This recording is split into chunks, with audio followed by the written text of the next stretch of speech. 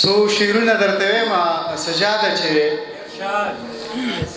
پښتنو ته د حالاتو سترګې سرې دي، جنازې دي جنازې دي جنازې دي.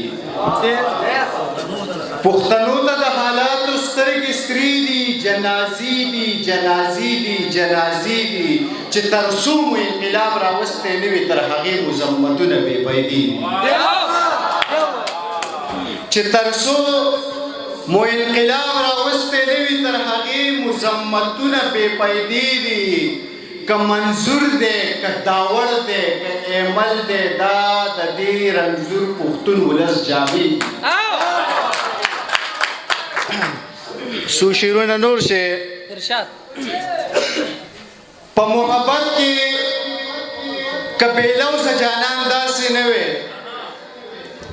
په محبت کې که بېلوزه جانان داسې نه وی، په ما په ځمکه راټوټۍ او اسمان داسې نه وی. داسې لمبې به د پښتو په بلۍ نه بلېدې که د دې دور دا ناشنا شاعران داسې نه وی. داسې لمبې به د پښتو په بلۍ نه بلېدې که د دې دور دا ناشنا شاعران داسې نه وی. دلته به یو سړي د لوږې شپېلۍ نه وهلې کاشکې د دې اسلام آباد خرامیان داسې نه وی. او څو شعرونه نورو پیسې و چې سهار صاحب ښایست دلا د ښایستونو نه لمبې وباسي، ښایست دلا د ښایستونو نه لمبې وباسي. ښکلي ولاړ ګوته په خوله دي او توبې وباسي.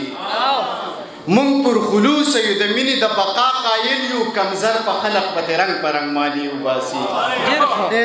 مونږ پر خلوص یو د مینې د بقا قایل یو، کمزر په خلق پتې رنګ په رنګ مالي وباسي. په پېښور کې مدرسه په وینو سره پرته ده، پښتون بدبخته د کشمیر په نوم جلسې وباسي. په پېښور کې مدرسه په وینو سره پرته ده، پښتون بدبخته د کشمیر په نوم جلسې وباسي.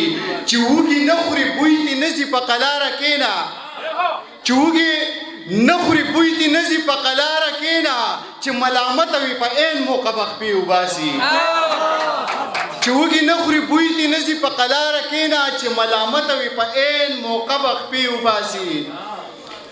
او خدای زما قام له مشران داسې ورکړي دي چې خدای زما قام له مشران داسې ورکړي دي چې د خدمت په ځای د یو بل نه جامې وباسي. خدای زما قام له مشران داسې ورکړي دي چې د خدمت په ځای د یو بل نه جامې وباسي. او زما هیڅ چاته د زړه رازونه مه راسپړه، دا خلق هسې د قیسو نه بیا قیسې وباسي.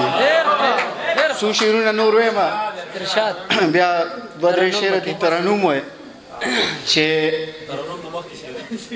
مخکې ته شعرونه ګل ابراهیم تاجا ته وړوکی وې چې دا غزل مې لیکلی و. ګل وکړه په دې چې سحر پړق وخي او خاندي، ګل وکړه په دې چې سحر پړق وخي او خاندي، د ځینې جنکو په شان چړق وخي او خاندي. ګل وکړه په دې چې سحر پړق وخي او خاندي، د ځینې جنکو په شان چړق وخي او خاندي. د هغې لیونۍ هغه انداز مې خدای نصیب کا چې زلفې مې په مخ باندې را شړق وخي او خاندي. د هغې لیونۍ هغه انداز مې خدای نصیب کا چې زلفې مې په مخ باندې را شړق وخي او خاندي. پیسې شعر دی چې د صبر خاوندان مې په یوه خبره خوښ وي، د صبر خاوندان مې په یوه خبره خوښ وي چې بټ کې د نینې په شانې ټق وخي او خاندي. د صبر خاوندان مې په یوه خبره خوښ وي چې بټ کې د نینې په شانې ټق وخي او خاندي. یو مور د خپل بچي په غم کې داسې لیونۍ شوه، سرتوره د شهید بچي صندق وخي او خاندي. یو مور د خپل بچی په غم کې داسې لیونۍ شوه، سرتوره د شهید بچي صندق وخي او خاندي.